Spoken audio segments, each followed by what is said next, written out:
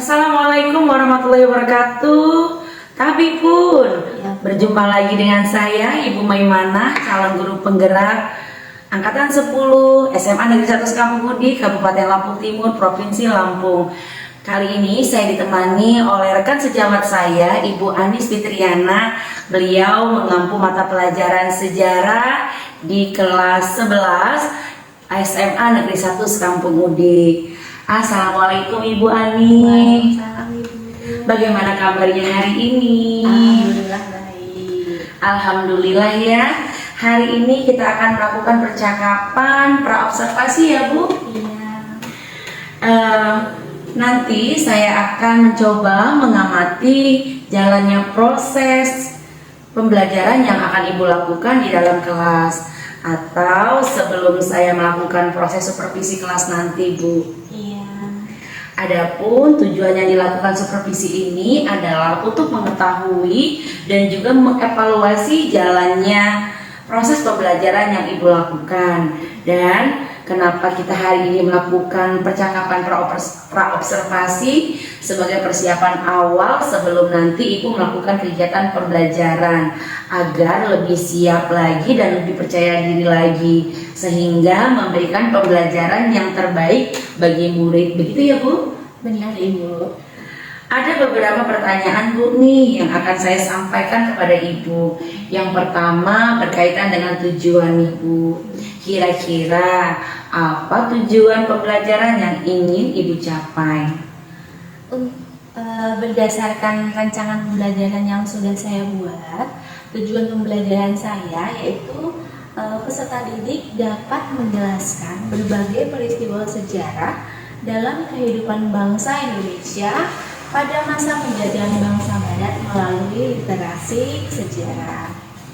Jadi saya tadi sempat mendengar bahwa tujuan pembelajaran yang ingin Ibu sampaikan adalah peserta didik Ibu dapat menjelaskan berbagai peristiwa sejarah dalam kehidupan bangsa Indonesia pada masa penjajahan bangsa Belanda melalui literasi sejarah. Benar begitu Bu? Benar Ibu. Lalu bagaimana area pengembangan yang ingin Ibu capai? Untuk area pengembangan saya ada dua. Yang pertama yaitu pengembangan konsep atau pengetahuan, yaitu siswa mampu menjelaskan berbagai peristiwa sejarah dalam kehidupan bangsa Indonesia pada masa penjajahan Barat. Yang kedua yaitu area keterampilan. Keterampilannya yaitu siswa dapat mengkomunikasikan hasil belajar dari hasil literasi sejarah. Iya Ibu. Jadi ada dua ya Bu ya, area pengembangan yang ingin Ibu capai, dari kognitif pengetahuannya dan juga dari psikomotor keterampilannya. Begitu ya Bu? Benar Ibu. Lalu bagaimana rancangan pembelajaran yang ingin Ibu terapkan dalam pembelajaran di kelas nanti? Mungkin dari strategi pembelajarannya, model pembelajarannya, ataupun dari metode pembelajarannya. Untuk strategi saya menggunakan pembelajaran berdiferensiasi yang terintegrasikan dengan PSE, yaitu pembelajaran sosial emosional seperti itu. Kemudian untuk model saya menggunakan discovery learning. Sedang untuk metodenya saya ada diskusi kelompok, presentasi, penugasan, dan tanya jawab. Jadi rencana yang akan Ibu terapkan di kelas nanti menggunakan strategi pembelajaran berdiferensiasi yang terintegrasikan dengan pembelajaran sosial emosional. Model pembelajarannya tadi discovery learning, kemudian dengan metodenya ada diskusi kelompok, tanya jawab, dan presentasi. Begitu ya Bu? Benar Ibu. Iya. Bagaimana dengan media pembelajaran yang akan Ibu pergunakan di dalam pembelajaran nanti? Untuk media saya ada beberapa Bu. Yang pertama ada LKPD, kemudian ada PowerPoint, laptop, dan buku. Iya, kalau dari yang apa Ibu sampaikan itu menggambarkan terkait dengan berdiferensiasinya Ibu. Iya Ibu. Lalu kira-kira kapan nih Ibu akan melakukannya kegiatan pembelajaran tersebut di hari apa, kemudian di kelas berapa, dan di jam keberapa. Mungkin kita akan pakai di hari Senin, Bu, di kelas 11-2 pada jam ke-5 dan ke-6. Jadi nanti kita akan observasinya di hari Senin di kelas 11-2 dan pada jam ke-5-6 ya Bu? Iya, benar Ibu.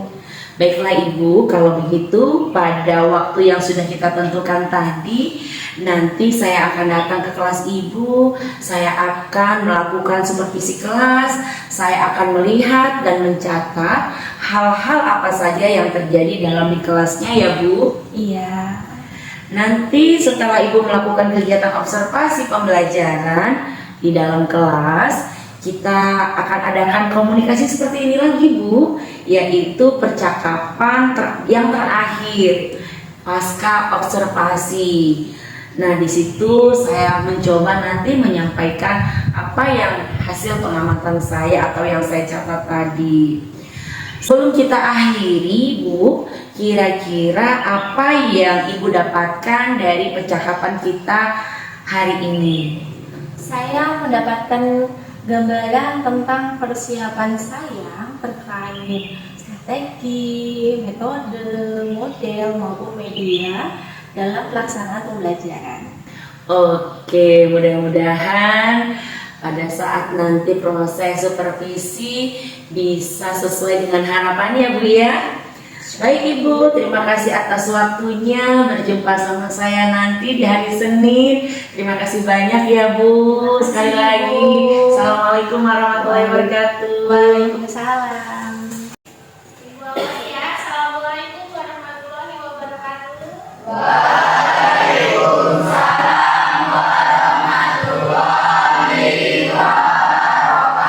Sebelum kita mulai pembelajaran, ketua kelasnya siapa? Minta ditunjukkan. Semua siap. Berdoa menurut kepercayaan masing-masing. Berdoa mulai.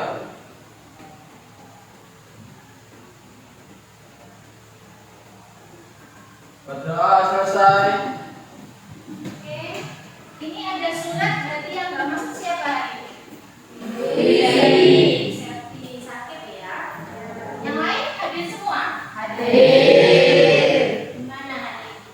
Sehat? Sehat. Happy? Happy dong. Happy ya. Gak ada lagi patah hati kan? Gak ada. Ya, alhamdulillah. Mudah-mudahan sehat selalu bisa hadir di sekolah ya. Oke, selanjutnya tahu hari ini kita mau belajar apa? Tahu. Apa itu belajar apa? Sejarah. Kita hari ini mau belajar apa? Sejarah ini tentang apa? Apa? Tentang Konstantinopel. Iya. Kita lihat ya, kita mau belajar apa hari ini? Nah, kelihatan yang di belakang? Kelihatan. Apa coba? Masuk dan berkembangnya kolonialisme dan jadi tujuan pembelajaran kita hari ini karena nanti diminta buat menjelaskan ya berbagai peristiwa di Indonesia pada masa penjajahan bangsa. Nah, salah satu materinya tentang masuk dan berkembangnya kolonialisme dan imperialisme di Indonesia. Sebelum lanjut nih, Ibu mau nanya dulu. Emang ada yang udah tahu belum? Apa itu kolonialisme? Apa itu imperialisme? Ada yang udah tahu? Boleh tunjuk tangan. Nggak tahu semua satu kelas? Coba ayo. Kita belajar percaya diri. Ya. Belajar percaya diri yang sudah tahu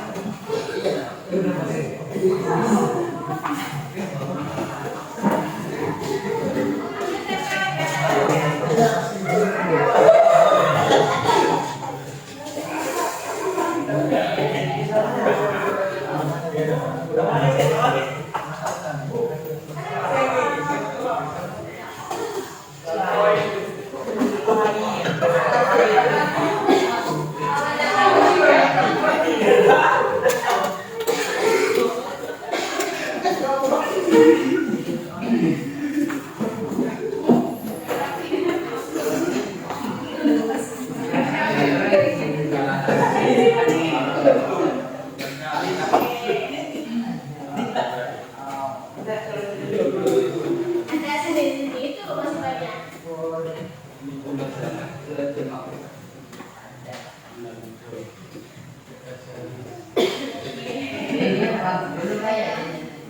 Sudah semua? Kita cek ya jawabannya.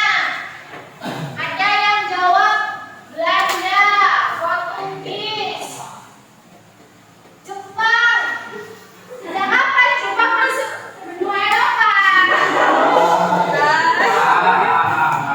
Nggak apa-apa ya. Amerika. Amerika juga nggak masuk benua Eropa ya. Inggris, Spanyol, Portugis tadi sudah ya. Afrika, Afrika juga nggak masuk ya. Laos, oh ada Itali, bener sih Itali di Eropa. Tapi bener jangan di Itali ya. Nanti kita cek ya. Portugis, Indonesia. Iya benar Indonesia. Oke, di sini Portugis Spanyol, Portugis. Oke, jadi ada beberapa teman kita yang sudah tahu ya. Ada yang tahunya lebih dari satu, ada yang tahu cuma satu, bahkan ada yang Indonesia. Ya, nah. Jadi tadi yang untuk yang belum tahu. Ada berapa orang?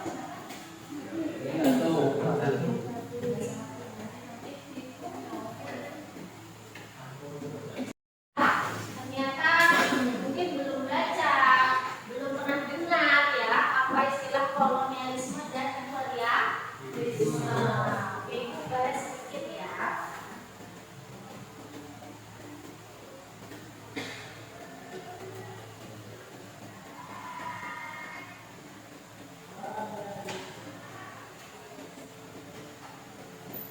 Nah, jadi salah bangsa Eropa ya untuk bangsa Barat ya melakukan penjajahan samudra mengelilingi dunia untuk menemukan komoditas dagang dari dunia timur. Salah satunya adalah 4 negara yang sudah kita sebutkan tadi. Nah, untuk membahas lebih lanjut, sebenarnya kenapa sih kok mereka mencari rempah-rempah tadi, ya kan? Rempah-rempahnya apa toh? Apa itu rempah-rempah? Kenapa memang rempah-rempah? Tapi rempah-rempah di dunia Eropa tidak hanya untuk memasak. Jadi rempah-rempah itu ibarat sebuah harta ya, yang memang dibutuhkan untuk orang-orang Eropa. Oke, Ibu akan bagi beberapa kelompok di dalam kelas ini ya. Dari yang tadi sudah jawab ini Ibu akan bagi beberapa kelompok ya. Hari ini kita yang masuk berapa orang tadi? 31. Berarti minta berkelompok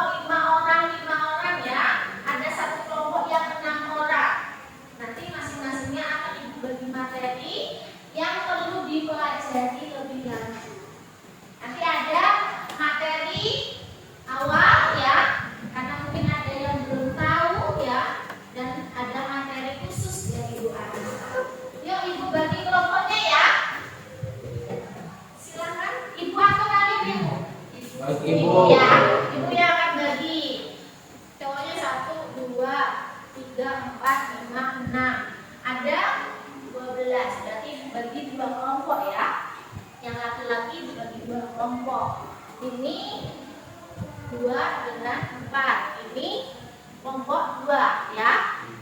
Yang penentuannya berarti 1, 2, 3, 4 ya. Terus 1, 2, 3, 5, 5 ya. Nanti ada yang 4 orang. 1, 2, 3, 4, 5. 1, 2, 3, 4, 5 ya. Ini nih satu kelompok. 5. Nah, sisanya ini 4 orang. Ini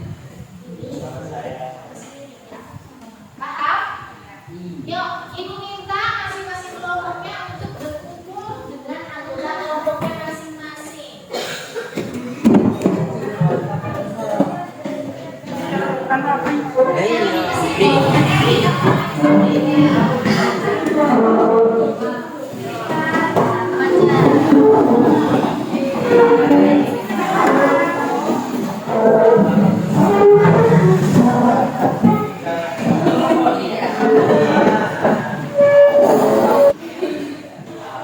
Bagi materi untuk masing-masing kelompok ya.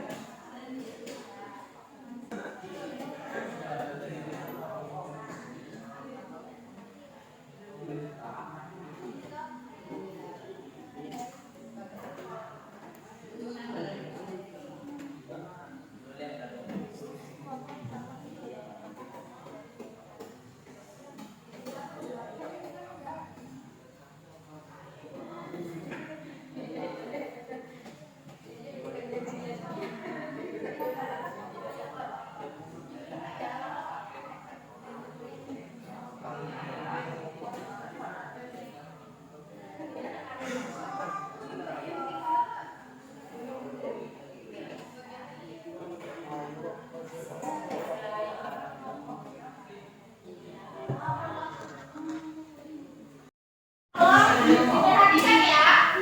Nanti apabila ada materi yang belum paham, bisa tanya jawab dengan kelompok yang ada di depan. Ayo kelompoknya Reza dan kawan-kawan mau maju ya. Ya, silakan di depan.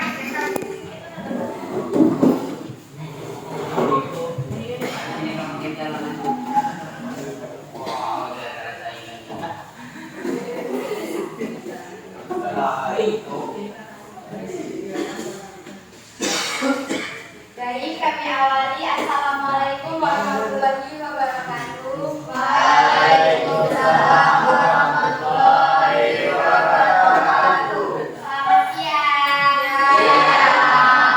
Ibu. Ya, Bu. Baik, berdirinya kami di sini, kami akan mempresentasikan tentang faktor yang mendorong kolonialisme dan imperialisme di Indonesia. Dan itu ada 4 pengaruh yang akan disampaikan oleh teman saya.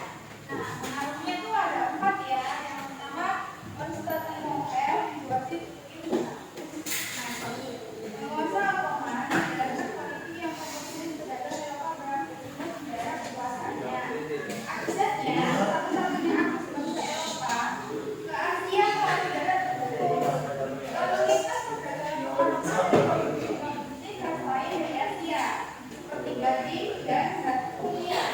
Turun drastis pada pemindahan barang-barang tersebut di Eropa sangat tinggi. Hal ini mempengaruhi ekonomi Eropa termasuk bangsa Portugis. Oleh karena itu, bangsa Eropa yang dimonopoli Portugis berusaha keras mencari dan betul-betul untuk mendapatkan perlahan. Nah, yang kedua, berkembangnya teknologi pelayaran. Mereka adalah bangsa Eropa pertama yang menggunakan rasi bintang Selatan untuk berlayar di sebelah selatan Khatulistiwa.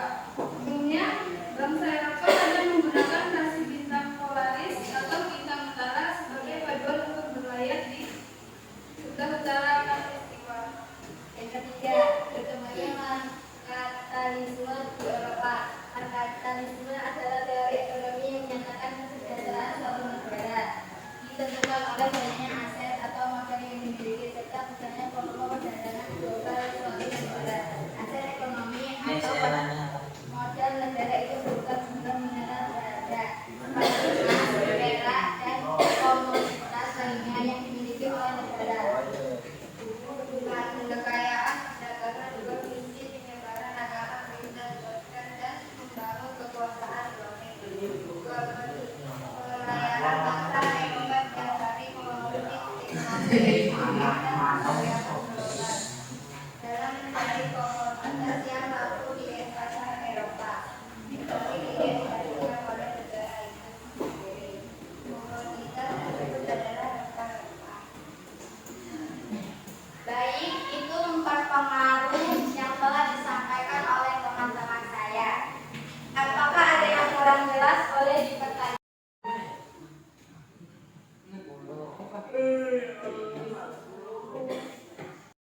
Mempresentasikan tentang penjelajahan bangsa Eropa. Penjelajahan bangsa Eropa mengalami samudra di Eropa. Bangsa Portugis yang melakukan pelayaran samudra dengan semangat mengejar kekayaan, perdagangan, membangun kekuasaan, dan misi penyebaran agama Kristen. Pangeran Dom Hendrik 1394 sampai 1460 mendorong para pelaut Portugis melakukan penjelajahan. Ekspedisi laut bangsa Portugis di bawah Dom Hendrik pada tahun 1415 berhasil menaklukkan Ceuta, sebuah pelabuhan yang terletak di Afrika Utara yang dikuasai oleh para pedagang Arab. Setelah yakin telah menemukan jalur daerah penghasil rempah-rempah, Raja Portugis Dom João II memulai mengirim armada ekspedisi untuk menemukan daerah tersebut. Armada yang berhasil salah satunya dipimpin oleh Bartolomeu Dias. Kesuksesan Portugis mendorong Spanyol membiayai ekspedisi Christopher Columbus pada tahun 1492. Sama dengan bangsa Portugis, tujuan ekspedisi Spanyol adalah menemukan rute alternatif ke India.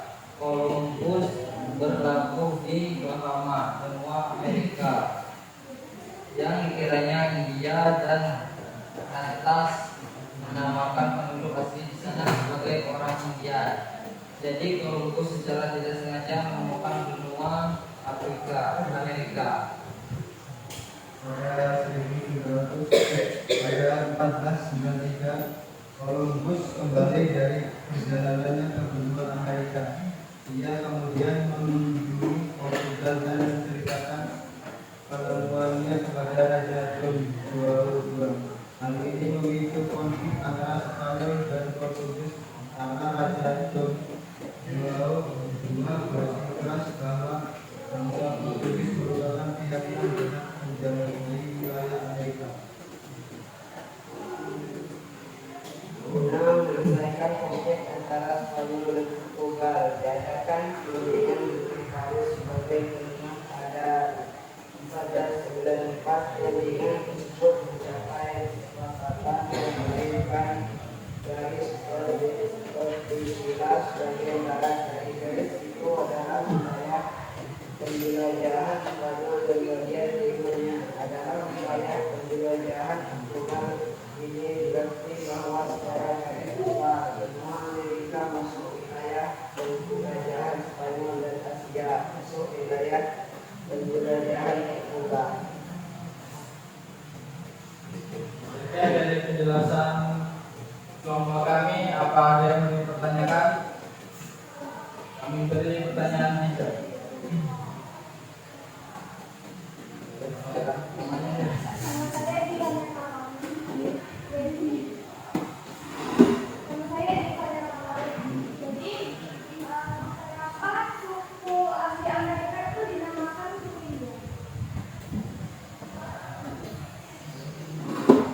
Karena Columbus itu salah ketika berlabuh, dia mengira benua Amerika itu sebagai benua India atau negara India, atas penduduknya dinamakan India.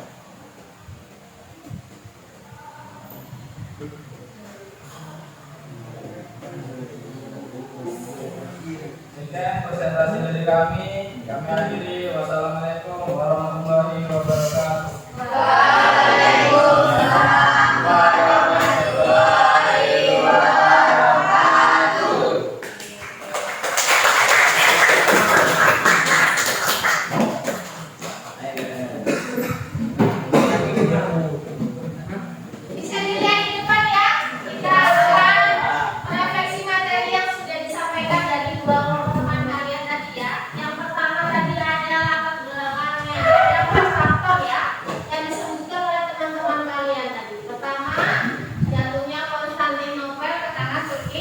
Usmani, kemudian berkembangnya ilmu teknologi, tahap merkantilisme dan semangat 3G atau GOT 2020. Adapun penjelajahan sabun tidak ada di bangsa Eropa, dimulai dari bangsa Portugis dan Spanyol. Jadi Portugis dan Spanyol ini adalah pelopor penjelajahan samudera dari bangsa Eropa. Oke, sampai sini bisa dipahami? Bisa. Oke, Mas Tegar ngantuk? Enggak. Oh enggak, yuk biar kita mulai. Ibu mau ice drinking dulu. Ibu mau kasih beberapa yang kita mulai ya. Oke, berdiri apa bumi? Berdiri lah, berdiri semangat ya. Berdiri. Ini masih kasih ya. Udah pernah nggak main yang ini nih? Dulunya adalah ikutin perintah Buanis ya. Nah, kalau ibu bilang naga, kalian bilang Buaya. naga. Ibu bilang sapi, kalian bilang sapi. Kalau beruang, beruang. Ikutin ya. Naga, naga, sapi. Sapi, naga, beruang. Naga, sapi, beruang. Berapa naganya? Berapa naganya? Oh, benar.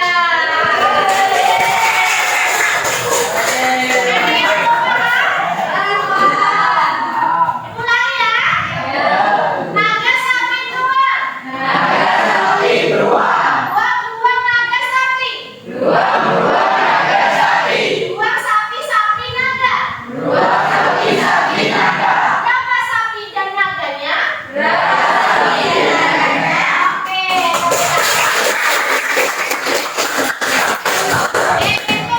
Sekarang dulu, ternyata semuanya masih konsentrasi ya. Oke, next. Ibu akan kasih beberapa soal ya, boleh ditulis soalnya. Silakan ditulis soalnya.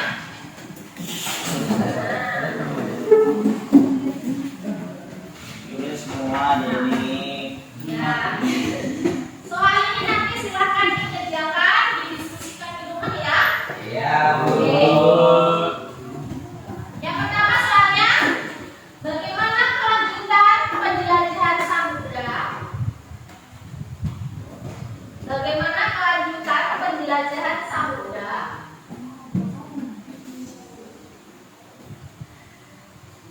Bagaimana lanjutan penjelajahan samudera? Adakah di sini yang ingin menyampaikan kesimpulan, sharing, perasaan kita hari ini belajar bagaimana? Iya, coba ibu mau nanya salah satu deh. Ini, mereka, apa yang didapat dari pembelajaran kita tadi? Kita lebih luas, tahu lebih banyak tentang Eropa. Oh iya, ternyata tadi orang-orang Eropa juga yang menemukan benua Amerika ya. Oke, terima kasih untuk pembelajaran hari ini ya. Mudah-mudahan minggu depan kita ketemu lagi dengan keadaan sehat walafiat. Terima kasih untuk hari ini ya. Sekian dari Buanis. Wassalamualaikum warahmatullahi wabarakatuh.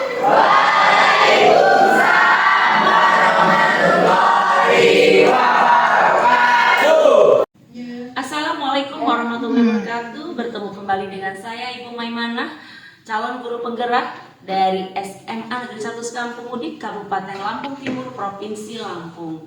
Hari ini saya tetap ditemani oleh rekan saya, rekan sejawat saya, Ibu Anis Fitriani, yang mengampu mata pelajaran sejarah yang kemarin telah saya observasi. Assalamualaikum Ibu Anis, bagaimana kabarnya hari ini? Waalaikumsalam, alhamdulillah baik Bu. Alhamdulillah. Baik, dalam percakapan observasi ini saya akan memberikan pertanyaan pertanyaan kepada Ibu Anis terkait dengan jalannya observasi kelas yang sudah Ibu lakukan dengan tujuan mengevaluasi hasil pembelajaran yang Ibu lakukan. Untuk pertanyaan yang pertama, Ibu, bagaimana nih perasaan Ibu setelah berjalannya observasi kelas yang sudah berlangsung kemarin? Ya, kalau untuk perasaan cukup tegang ya Bu ya, karena tidak terbiasa ketika mengajar sambil di supervisi gitu, jadi agak cukup tegang. Tapi alhamdulillah cukup lega. Iya, artinya sudah lega ya Bu ya, sekarang sudah berjalan dengan baik ya Bu ya. Ya, alhamdulillah. Baiklah Ibu, bisa Ibu ceritakan kembali area pengembangan yang ingin Ibu kembangkan dalam kelas dan langkah-langkah pembelajaran apa saja yang sudah Ibu lakukan? Oke, untuk area pengembangan saya ada 2. Yang pertama yaitu pengetahuan, yaitu siswa dapat menjelaskan berbagai peristiwa bangsa Indonesia pada masa penjajahan Belanda. Sedangkan untuk area keterampilan, siswa diminta untuk mengkomunikasikan atau mempresentasikan hasil belajarnya. Untuk langkah-langkahnya, saya pertama menyiapkan perangkat Bu. Kemudian saya menyampaikan materi apa yang akan disampaikan kepada siswa, kemudian tujuan pembelajaran, kemudian model pembelajaran menggunakan discovery learning, kemudian menggunakan tanya jawab, diskusi, kemudian ada kalau untuk media saya menggunakan PowerPoint, laptop, buku pelajaran dan LKPD. Ketika Ibu sampaikan tadi tentang area pengembangan dan langkah-langkah yang Ibu sampaikan, kira-kira menurut Ibu apakah sudah berhasil atau tidak? Menurut saya mungkin belum 100% ya Ibu ya, tapi sebagian cukup sudah berhasil gitu, cuma belum sempurna Ibu. Dan apakah Ibu mengetahui kira-kira kekurangan atau kendala yang menyebabkan belum berhasil atau belum sempurna tadi dalam pembelajaran di kelas? Kalau untuk kendala, mungkin kendalanya banyak dirasakan oleh beberapa guru ya Bu ya. Yang pertama pasti karena banyaknya, ya nggak banyak, beberapa siswa itu ada yang kurang aktif di dalam kelas, jadi kurang terlibat dalam diskusi kelas seperti itu Bu.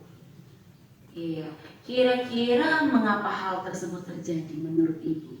Kalau menurut saya mungkin karena saya sendiri membagi kelompoknya itu kan secara heterogen Bu, yang laki-laki sendiri, perempuan sendiri, jadi mungkin kurang bertanggung jawab satu, terus kemudian kurang sesuai dengan minat belajar dan gaya belajar mereka, jadi mungkin itu. Jadi menurut Ibu tadi kekurangan atau kendala yang Ibu hadapi saat pembelajaran itu adalah ketika Ibu membagi kelompok secara heterogen antara siswa laki-laki saja dengan laki-laki dan perempuan dengan perempuan, begitu ya Bu ya? Iya benar. Kemudian Ibu juga mungkin tidak mengelompokkan mereka sesuai dengan minat gaya belajar mereka ya, yang mungkin ingin dengan audiovisual gitu, dengan menonton video atau dengan membaca gitu ya Bu ya. Oke. Mudah-mudahan apa yang Ibu rencanakan bisa terrealisasi ya Bu ya, dan memberikan proses pembelajaran yang baik di pembelajaran selanjutnya. Iya. Nah, Ibu, kira-kira kapan Ibu akan merencanakan perubahan ataupun perbaikan daripada kendala yang ataupun kegiatan yang Ibu lakukan yang kira-kira perlu diperbaiki? Saya rasa untuk perbaikan harus secepatnya Ibu. Harus secepatnya itu kira-kira deadline waktunya kapan ya Bu ya? Mungkin bisa kurang dari 1 bulan, karena kan itu juga agar pembelajaran kita di kelas lebih baik ya Bu ya. Oke, luar biasa itu ketika diberikan deadline itu berarti memang secepatnya Ibu ingin memperbaiki hasil dari evaluasi yang di dalam kelas. Ada siswa yang kurang aktif, kemudian ada kendala dalam pembelajaran terkait dengan minat bakat yang tidak disesuaikan dalam gaya belajar mereka gitu ya. Alhamdulillah, mudah-mudahan itu bisa terrealisasi dengan baik ya Bu ya, sehingga bisa memberikan jawaban-jawaban ataupun masalah-masalah yang Ibu rasakan ketika Ibu dalam kelas tersebut, sehingga apa yang nantinya kedepannya Ibu akan rencanakan itu bisa tercapai. Baiklah Ibu, terima kasih atas waktunya telah memberikan kesempatan kepada saya untuk melakukan percakapan pasca observasi ini. Mudah-mudahan kedepannya kegiatan ini bisa berjalan dengan baik. Dan sekali lagi terima kasih Bu Anis. Tetap semangat Bu Anis. Sama-sama Ibu. Baik, demikian percakapan pasca observasi yang saya lakukan. Terima kasih. Assalamualaikum warahmatullahi wabarakatuh.